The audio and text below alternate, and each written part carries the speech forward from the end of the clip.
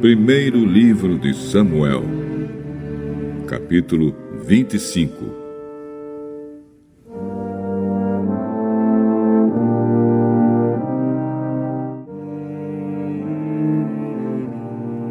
Samuel morreu, e todos os israelitas se juntaram e choraram a morte dele.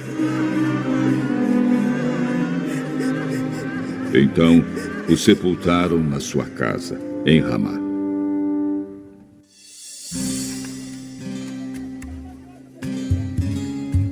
Depois disso, Davi saiu e foi para o deserto de Parã. Havia um descendente de Calebe, chamado Nabal, da cidade de Maom, que ganhava vida na cidade de Carmelo. Ele era muito rico. Tinha 3.000 ovelhas e 1.000 cabras. A sua mulher se chamava Abigail. Ela era bonita e inteligente, mas ele era mau e grosseiro.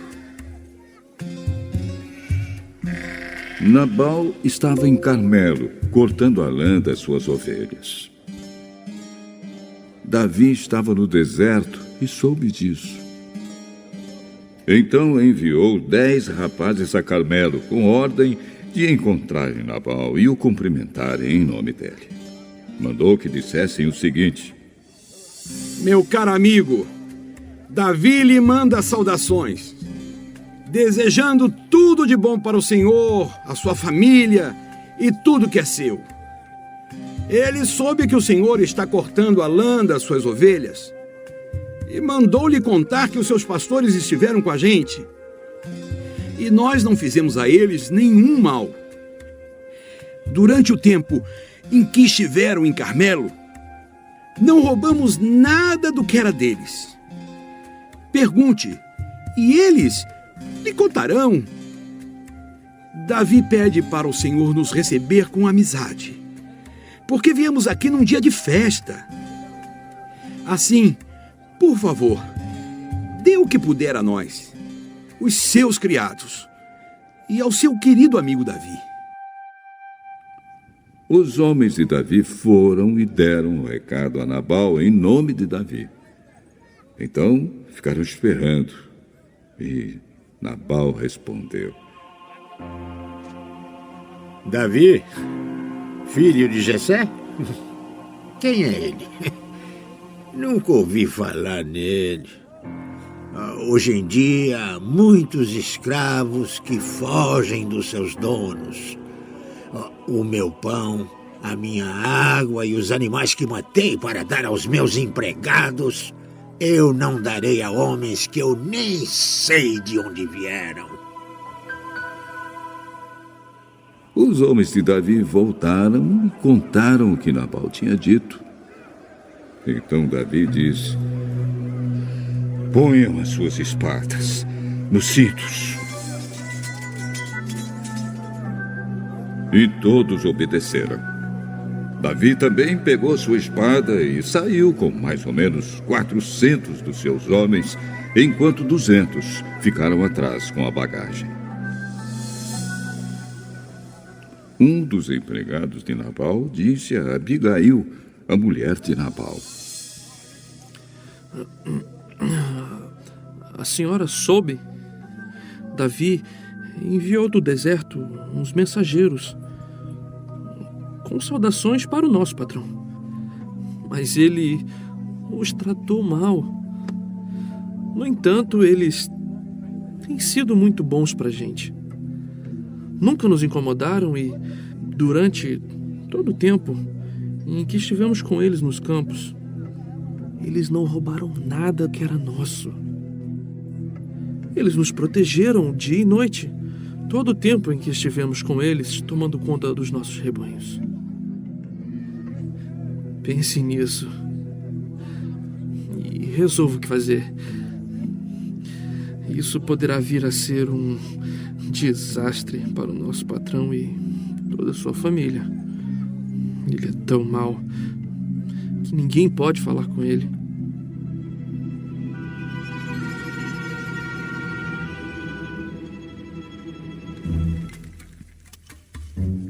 Então Abigail pegou depressa 200 pães, 2 odres cheios de vinho, 5 ovelhas assadas, uns 17 quilos de trigo torrado, 100 cachos de passas e 200 pastas de figos secos, e pôs tudo sobre jumentos. Então disse aos empregados: Vão na frente, que eu vou atrás. Porém, não contou nada ao seu marido.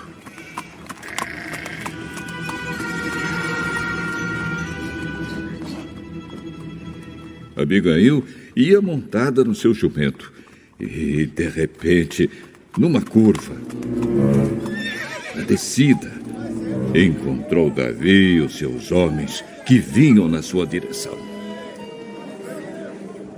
Davi tinha pensado assim: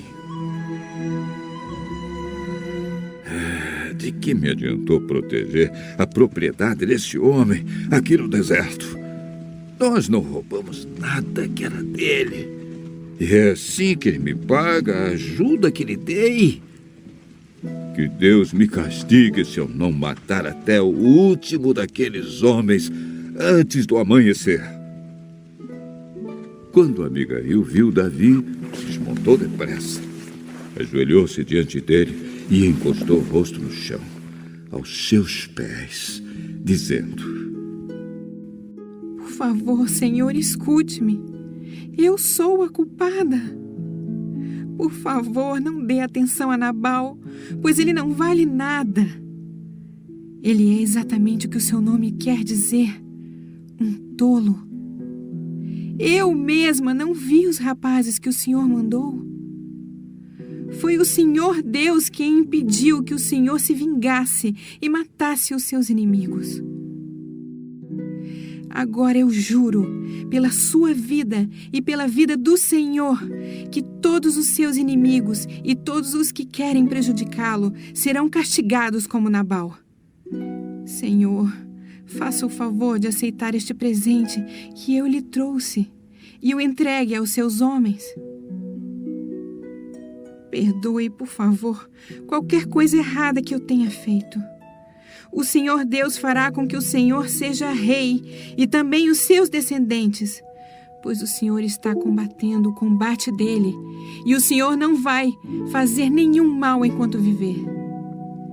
Se alguém o atacar e tentar matá-lo, o Senhor, seu Deus, o protegerá como um homem que guarda um tesouro precioso.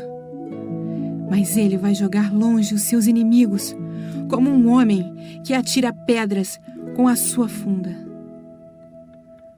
O Senhor Deus cumprirá todas as coisas boas que lhe prometeu e o fará rei de Israel.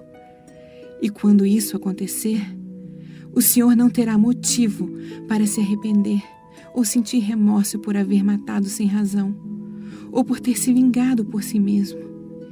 E quando o Senhor Deus o abençoar, não esqueça de mim.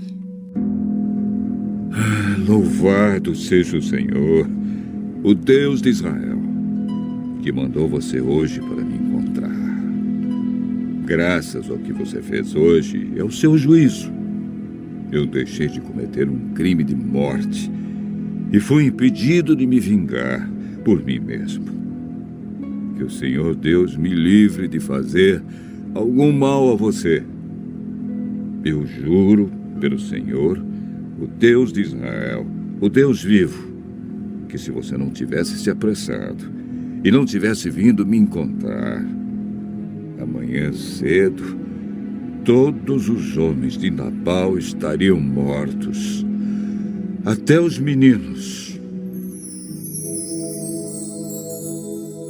Então Davi aceitou o que ela havia trazido e disse: volte para casa e não se preocupe.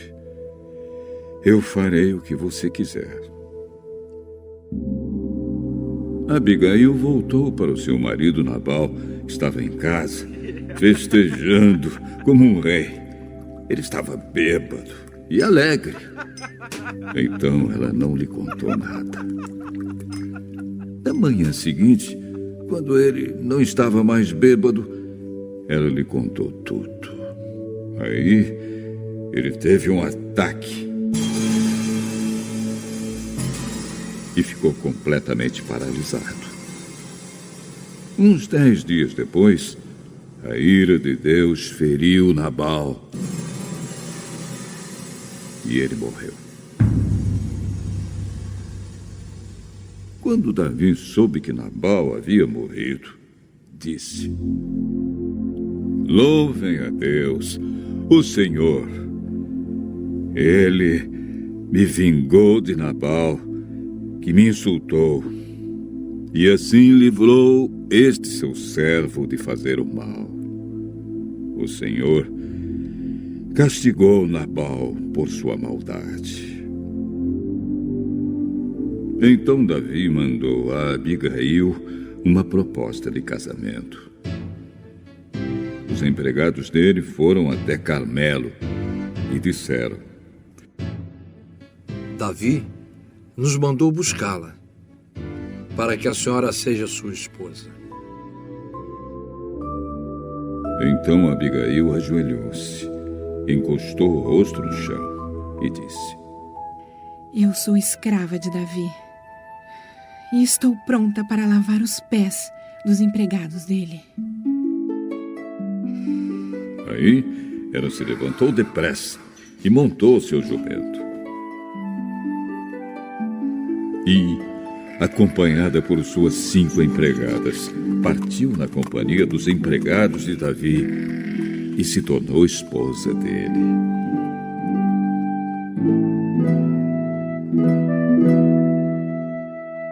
Davi tinha casado com Ainoã de Jezreel e agora Abigail também se tornou sua esposa. Nesse meio tempo, Saul tinha dado a sua filha Mical, que tinha sido esposa de Davi, a Paute, filho de Naís, da cidade de Galim. Primeiro livro de Samuel, capítulo 26. Alguns moradores de Zif foram a Gibeá e contaram a Saul que Davi estava escondido no Monte Aquila, em frente de Gesimom.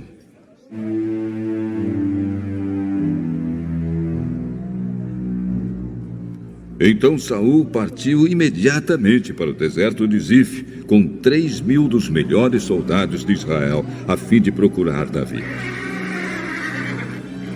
Eles acamparam no Monte Aquila, em frente de Gesimom.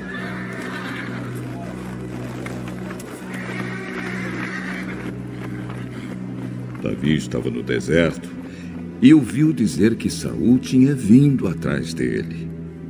Aí enviou alguns espiões e ficou sabendo que Saul, de fato, estava ali. Imediatamente foi até lá e encontrou o lugar onde dormiam Saul e Abner, filho de Ner, comandante do seu exército. Saul dormia dentro do acampamento e os seus soldados acampavam em volta dele. Então Davi perguntou ao heteu Aimeleque e a Abisai, cuja mãe era Zeruia e cujo irmão era Joabe: Quem de vocês vai comigo ao acampamento de Saul? Eu vou, respondeu Abisai.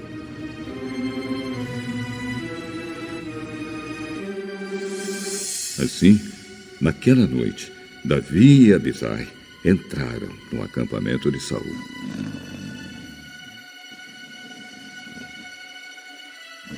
E o encontraram dormindo no centro do acampamento, com a sua lança fincada no chão, perto da sua cabeça. Abner e os soldados dormiam em volta de Saul. Então Abisai disse a Davi: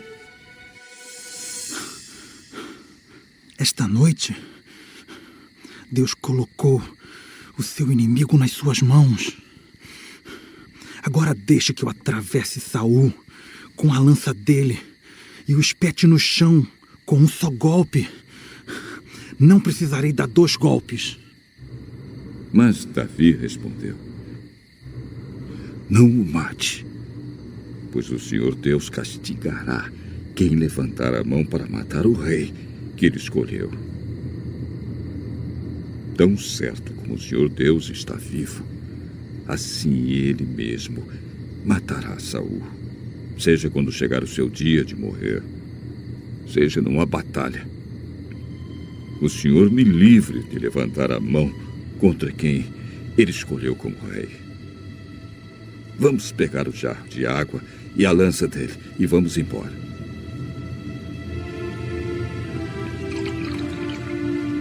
Então Davi pegou a lança e o jarro de água que estavam ao lado da cabeça de Saul e foi embora com Abisai. Ninguém os viu, nem soube o que havia acontecido. E ninguém acordou. Todos estavam dormindo profundamente, porque o Senhor tinha feito com que todos eles caíssem num sono profundo.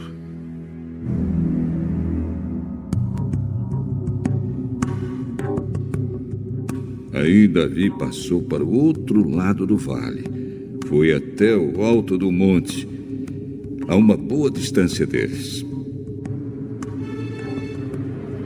E gritou para Abner e para os soldados de Saul: Abner, você está me ouvindo? Quem é que está gritando para o rei? Você é homem ou não é? Você não é o melhor soldado de Israel? Então, por que não protegeu o seu chefe, o rei? Agora mesmo, alguém entrou no acampamento para matar o rei, o seu chefe. Você falhou, Abner. Eu juro, pelo Senhor, o Deus vivo, que vocês todos morrerão, pois não protegeram seu chefe, que o Senhor Deus fez rei. Escutem! Onde está a lança do rei? Onde está o jarro de água que estava ao lado da cabeça dele? Saul reconheceu a voz de Davi e perguntou: Davi, é você, meu filho? Sim, senhor. Por que é que o senhor continua a perseguir este seu criado? O que foi que eu fiz? Qual foi o crime que cometi? Oh, rei, escute o que eu tenho a dizer. Se foi Deus quem fez o senhor se virar contra mim, ele mudará de ideia se lhe for feita uma oferta. Mas se foram certas pessoas que fizeram isso, que a maldição de Deus caia sobre elas. Pois me expulsaram da terra do Senhor Deus para uma terra onde posso adorar somente deuses estrangeiros. Não me deixe ser morto em terra estrangeira, longe do Senhor Deus. Por que o rei de Israel viria aqui para procurar uma pulga como eu? Por que me caçaria como se eu fosse um pássaro selvagem? Eu errei. Volte, meu filho Davi. Nunca mais eu lhe farei nenhum mal, pois esta noite você respeitou a minha vida. Tenho sido um louco e cometi um grande erro. Aqui está a sua lança, senhor. Que um dos seus homens venha buscá-la. O Senhor Deus recompensa aqueles que são fiéis e corretos. Hoje, ele colocou o Senhor nas minhas mãos. Mas eu não levantei a mão para matar aquele que Deus escolheu como rei. Assim como eu hoje respeitei a sua vida, que o Senhor faça o mesmo comigo e me livre de todas as dificuldades. Deus o abençoe, meu filho. Tudo o que você fizer dará certo.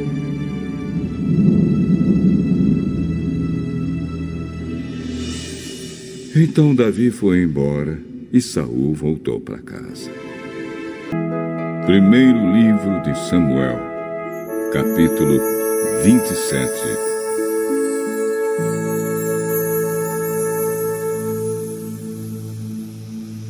Davi pensou assim: um dia Saul vai me matar. A melhor coisa que eu posso fazer é fugir para a terra dos filisteus. Aí Saul deixará de me procurar em toda a terra de Israel, e assim eu ficarei livre de perigo.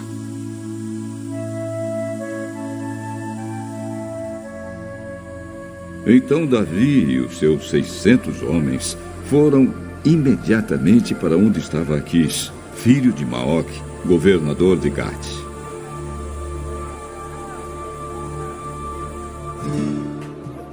E Davi e os seus homens ficaram morando ali em Gate com as suas famílias.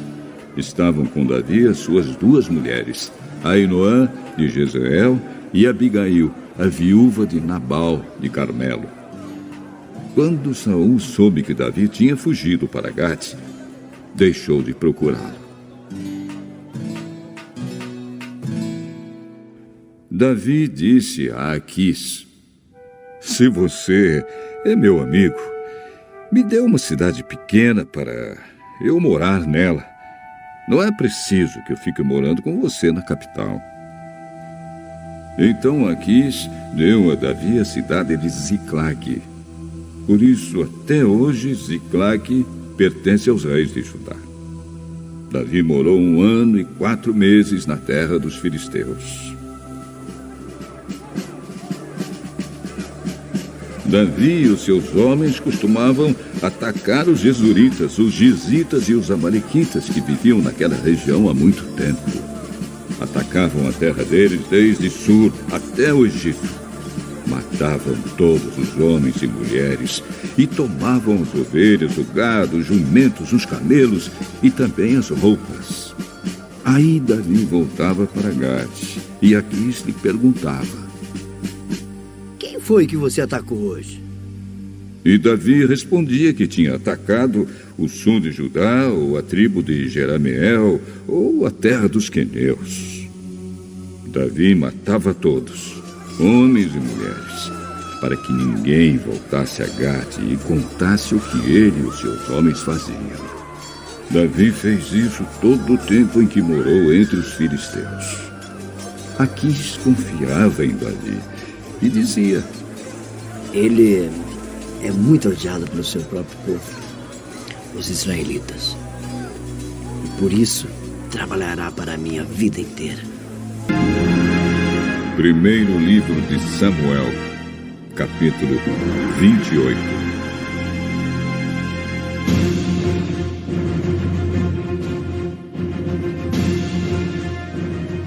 Algum tempo depois, os filisteus reuniram as suas tropas para lutar contra Israel. Então Aquis disse a Davi: fique sabendo que você e os seus homens vão lutar ao meu lado. Claro que sim. Estou aqui para ajudar. Você vai ver o que eu sou capaz de fazer. Está bem. Você vai ser meu guarda pessoal por toda a vida. Samuel havia morrido, e todos os israelitas haviam chorado a morte dele, e o haviam sepultado na cidade de Ramá, onde ele tinha nascido. Saul tinha expulsado de Israel todos os médiuns e adivinhos. Os soldados filisteus se reuniram e acamparam perto da cidade de Sunem. Saul reuniu os israelitas e acampou no monte Gilboa. Quando Saul viu o exército dos filisteus, ficou apavorado e perguntou a Deus, o Senhor, o que devia fazer.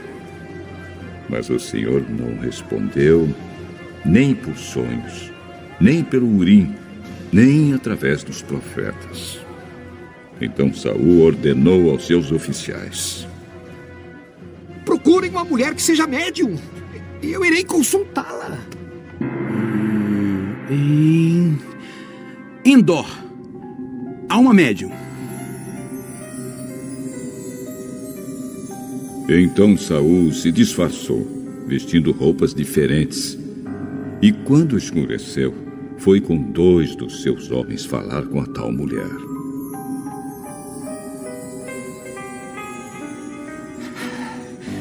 Consulte para mim os espíritos e me diga o que vai acontecer.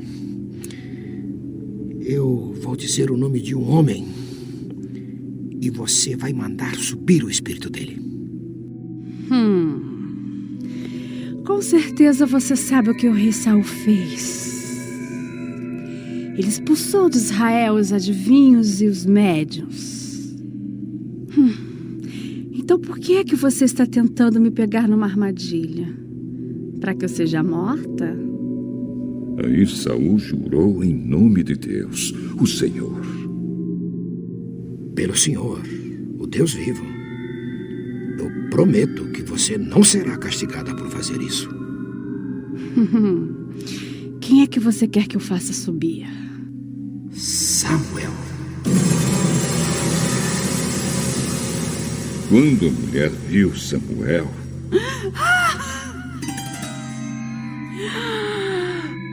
Por que o senhor me enganou? O senhor é o rei Saul. Não tenha medo. O que é que você está vendo?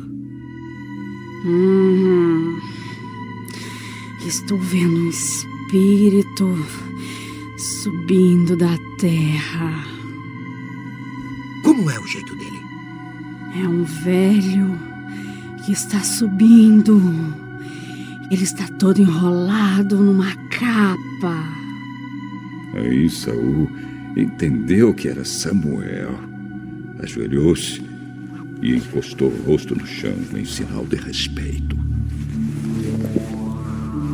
Então Samuel disse a Saul: Por que é que você foi me incomodar? Por que me fez voltar? É que estou numa grande dificuldade. Os filisteus estão em guerra contra mim e Deus me abandonou. Ele não me responde mais, nem por profetas, nem por meio de sonhos. Foi por isso que chamei o Senhor, para me dizer o que devo fazer. Por que é que você me chamou? Agora que o Senhor Deus o abandonou e se tornou seu inimigo. O Senhor fez com você o que Ele, por meio de mim, prometeu que ia fazer. Ele tirou o reino de você e o deu a outra pessoa, isto é, a Davi. Você desobedeceu às ordens do Senhor e não destruiu completamente os amalequitas e tudo o que eles tinham. É por isso que o Senhor está fazendo isso com você agora. Ele vai entregar você e o povo de Israel aos filisteus. Amanhã, você e os seus filhos vão estar junto comigo. E o Senhor também vai entregar o exército de Israel aos filisteus. No mesmo instante, Saul caiu no chão, de comprido, apavorado com o que Samuel tinha dito. Ele estava fraco porque não tinha comido nada todo aquele dia e toda aquela noite. A mulher chegou perto dele e, vendo que ele estava apavorado, disse: Eu arrisquei a minha vida fazendo o que o Senhor me pediu. Agora, por favor, faça o que estou pedindo. Deixe que eu lhe traga um pouco de comida. Coma alguma coisa para ficar forte e poder viajar. Saul recusou e disse que não ia comer nada. Mas os seus oficiais também insistiram, para que comesse. Finalmente ele concordou. Levantou-se do chão e sentou-se na cama. Então a mulher matou depressa um bezerro que estava sendo engordado. Pegou também um pouco de farinha de trigo, amassou e assou com alguns pães sem fermento. Aí colocou a comida diante de Saul e dos seus oficiais. E eles comeram. E naquela mesma noite foram embora. Leitura complementar. Patriarcas e Profetas, capítulo 67. Feitiçaria antiga e moderna. O relato escriturístico da visita de Saul à mulher de Endor tem sido uma fonte de perplexidade a muitos estudiosos da Bíblia. Há alguns que assumem a posição de que Samuel estava efetivamente presente na entrevista com Saul, mas a própria Bíblia oferece base suficiente para uma conclusão contrária. Se, como alguns pretendem, Samuel estava no céu, ele deveria ter sido chamado dali, ou pelo poder de Deus, ou pelo de Satanás. Ninguém poderá crer, por um momento sequer, que Satanás tivesse poder para chamar do céu o santo profeta de Deus para honrar os sortilégios de uma mulher perdida. Tampouco podemos concluir que Deus o chamasse à caverna da feitiçaria, pois o Senhor já se havia recusado a comunicar-se com Saul por meio de sonhos, por Urim ou por profetas. Tais eram os meios indicados por Deus para a comunicação, e ele os não preteria para transmitir a mensagem pela operação de Satanás. A própria mensagem traz prova suficiente de sua origem. Seu objetivo não foi levar Saul ao arrependimento, mas impeli-lo à ruína. E isto não é a obra de Deus, mas a de Satanás. Ademais, o ato de Saul, ao consultar uma pitonisa, é citado nas Escrituras como um motivo porque ele foi rejeitado por Deus e abandonado à destruição.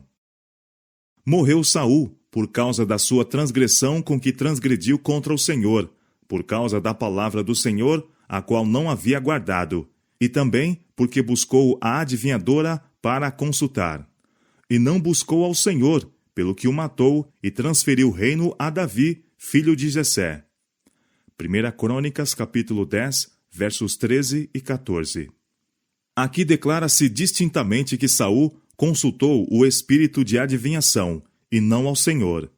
Ele não se comunicou com Samuel, o profeta de Deus, mas, mediante a feiticeira, entreteve comunicação com Satanás. Este não podia apresentar o verdadeiro Samuel, mas apresentou uma falsificação, que serviu ao seu objetivo de enganar. Quase todas as formas da antiga feitiçaria e sortilégios baseavam-se na crença da comunicação com os mortos. Aqueles que praticavam as artes da necromância pretendiam ter relações com os espíritos dos mortos e obter, por meio deles, conhecimento de acontecimentos futuros. A esse costume de consultar os mortos se faz referência na profecia de Isaías. Quando vos disserem, consultai os que têm espíritos familiares e os adivinhos, que chiureiam e murmuram entre dentes.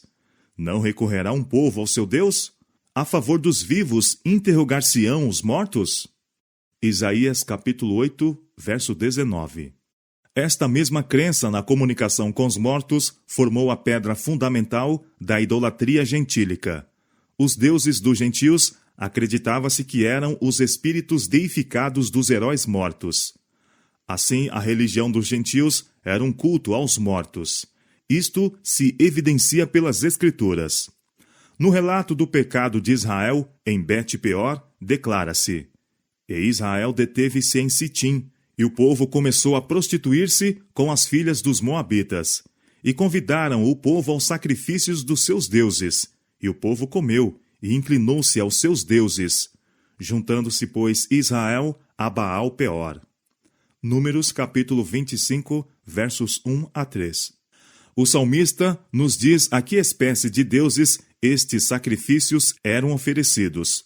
Falando da mesma apostasia dos israelitas, diz ele: Juntaram-se com Baal-peor, e comeram os sacrifícios dos mortos, isto é, sacrifícios que tinham sido oferecidos aos mortos. Salmo 106, verso 28. A deificação dos mortos tem tido lugar preeminente em quase todo o sistema de paganismo, como também tem a suposta comunicação com os mortos.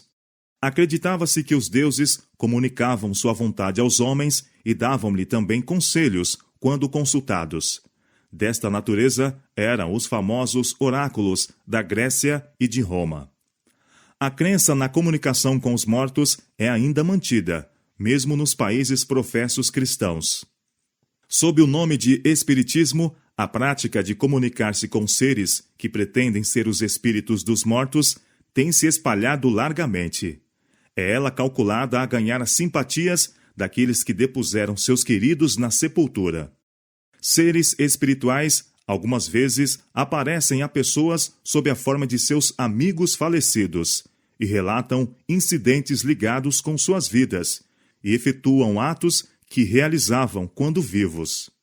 Deste modo, levam os homens a crerem que seus amigos mortos são anjos que pairam sobre eles, e com eles se comunicam. Aqueles que assim pretendem ser espíritos dos mortos são considerados com certa idolatria, e para muitos sua palavra tem maior valor do que a palavra de Deus. Muitos há, contudo, que consideram o espiritismo como um simples embuste. As manifestações pelas quais ele apoia suas pretensões a um caráter sobrenatural são atribuídas à fraude por parte do médium. Mas, conquanto seja verdade que os resultados da velhacaria tenham sido muitas vezes apresentados como manifestações genuínas, tem havido também provas notáveis de poder sobrenatural. E muitos que rejeitam o espiritismo como resultado da esperteza ou astúcia humana, quando são defrontados com manifestações que não possam explicar, sob este ponto de vista, são levados a reconhecer suas pretensões. O espiritismo moderno e as formas da antiga feitiçaria e adoração de ídolos têm todos a comunicação com os mortos como seu princípio vital. Fundam-se naquela primeira mentira pela qual Satanás seduziu Eva no Éden. Certamente não morrereis, porque Deus sabe que no dia em que dele comerdes, sereis como deuses. Gênesis capítulo 3, versos 4 e 5. Baseados na falsidade e perpetuando esta, são semelhantemente oriundos do pai da mentira. Aos hebreus era expressamente proibido empenhar-se, sob qualquer forma, em pretensa comunicação com os mortos. Deus fechou eficazmente esta porta quando disse: os mortos não sabem coisa nenhuma, e já não têm parte alguma neste século, em coisa alguma do que se faz debaixo do sol. Eclesiastes, capítulo 9, versos 5 e 6. Sai-lhes o espírito, e eles tornam-se em sua terra. Naquele mesmo dia, perecem os seus pensamentos. Salmo, capítulo 146, verso 4. E o Senhor declarou a Israel: quando uma alma se virar para os adivinhadores e encantadores, para se prostituir após deles, eu porei a minha face contra aquela alma, e a extirparei do meio do seu povo. Levítico capítulo 20, verso 6. Os espíritos familiares não eram espíritos dos mortos, mas anjos maus, mensageiros de Satanás. A antiga idolatria, que, como vimos, compreende tanto o culto aos mortos como a pretensa comunicação com eles, declara-se na Bíblia ter sido culto aos demônios. O apóstolo Paulo, advertindo seus irmãos contra o participarem de qualquer maneira da idolatria de seus vizinhos pagãos, diz: as coisas que os gentios sacrificam, as sacrificam aos demônios, e não a Deus. E não quero que sejais participantes com os demônios. 1 Coríntios capítulo 10, verso 20. O salmista, falando de Israel, diz que sacrificaram seus filhos e suas filhas aos demônios. E no versículo seguinte, explica que os sacrificaram aos ídolos de Canaã. Salmo, capítulo 106, versos 37 e 38. Em seu suposto culto aos mortos, estavam, na realidade, adorando demônios. O espiritismo moderno, repousando sobre a mesma base, não é senão um reavivamento sob uma nova forma da feitiçaria e culto aos demônios que Deus condenou e proibiu na antiguidade. Acha-se ele predito nas Escrituras que declaram que nos últimos tempos apostatarão alguns da fé, dando ouvidos a espíritos enganadores, a doutrinas de demônios. 1 Timóteo, capítulo 4, verso 1. Paulo, em sua segunda carta aos Tessalonicenses, indica a operação especial de Satanás pelo Espiritismo, como um acontecimento a ocorrer imediatamente antes do segundo advento de Cristo. Falando da segunda vinda de Cristo, declara que ela é segundo a eficácia de Satanás, com todo o poder e sinais e prodígios da mentira. 2 Tessalonicenses, capítulo 2, verso 9.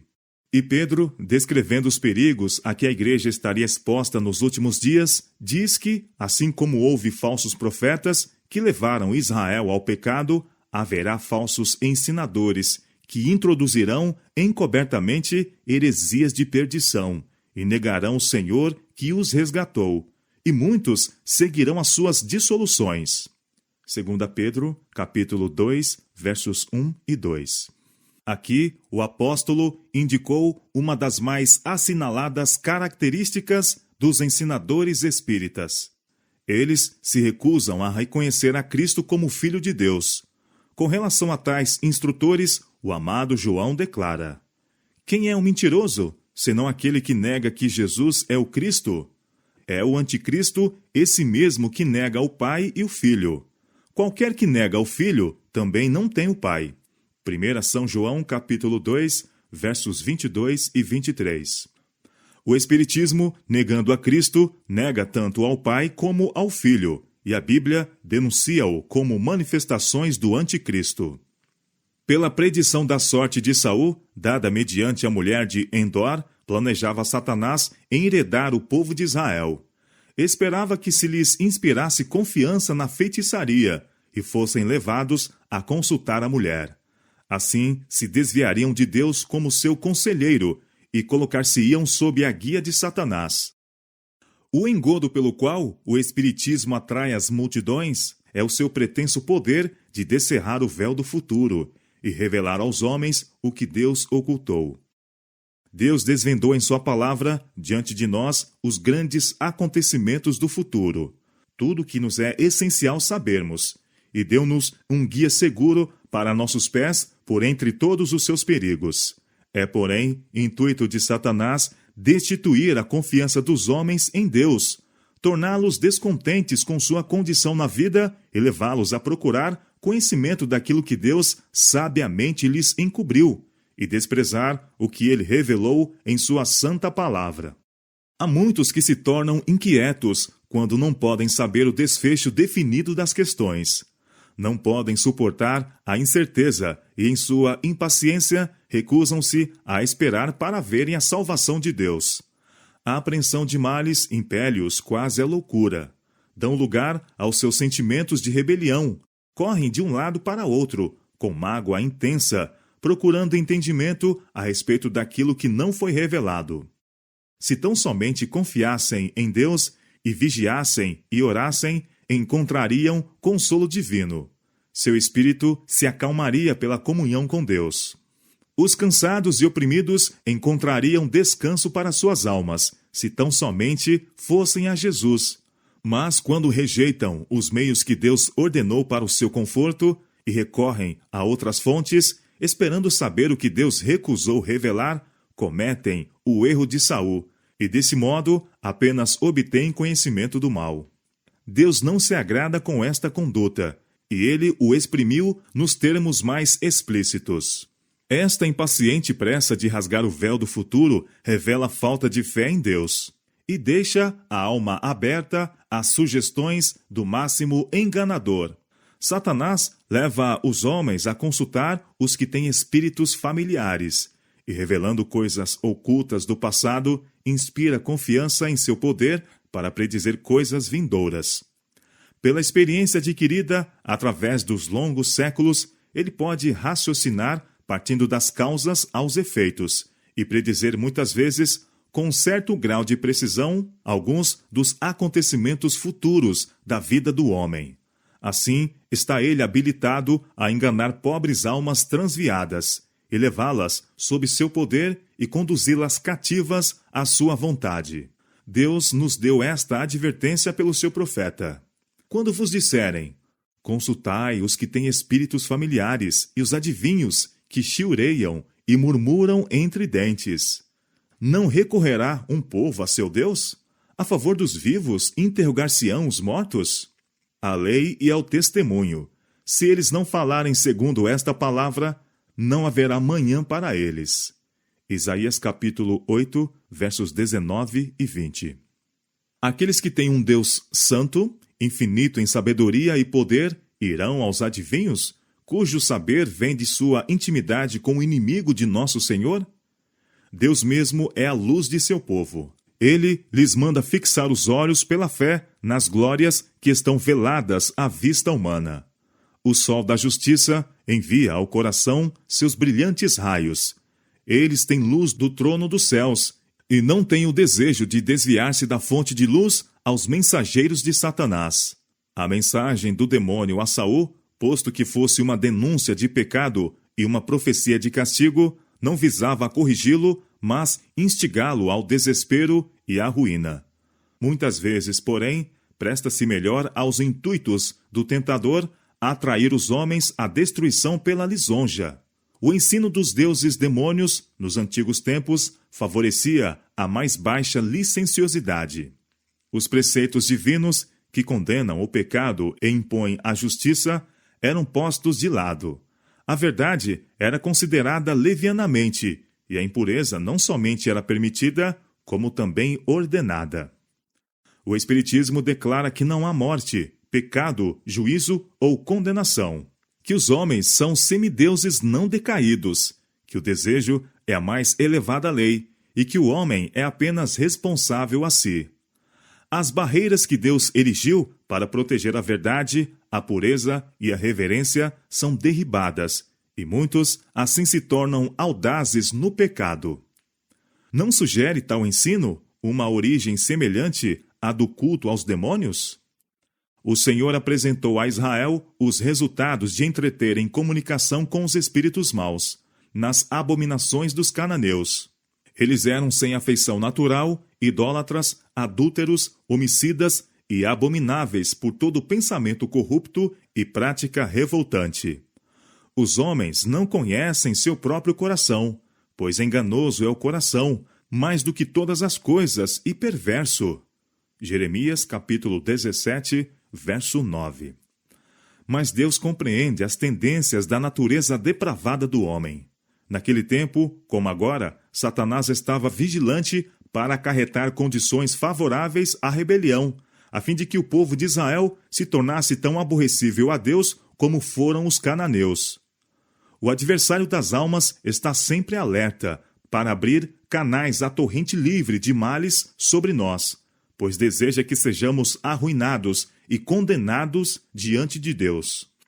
Satanás estava decidido a conservar a posse da terra de Canaã, e quando se tornou ela a habitação dos filhos de Israel, e a lei de Deus se fez a lei do país, ele odiou a Israel com ódio cruel e funesto, e tramou a sua destruição.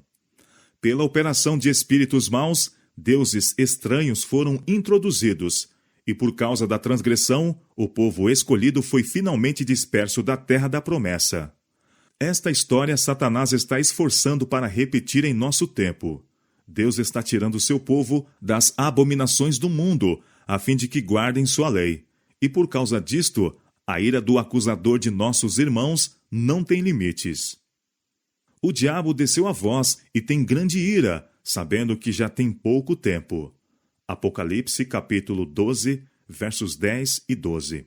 A terra antitípica da promessa está precisamente diante de nós, e Satanás está resolvido a destruir o povo de Deus e separá-lo de sua herança. O aviso: vigiai e orai, para que não entreis em tentação. Nunca foi mais necessário do que hoje. A palavra do Senhor ao antigo Israel é também dirigida a seu povo nesta época.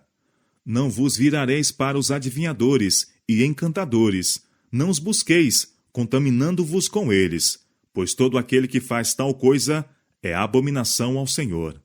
Levítico capítulo 19, verso 31 e Deuteronômio capítulo 18, verso 12.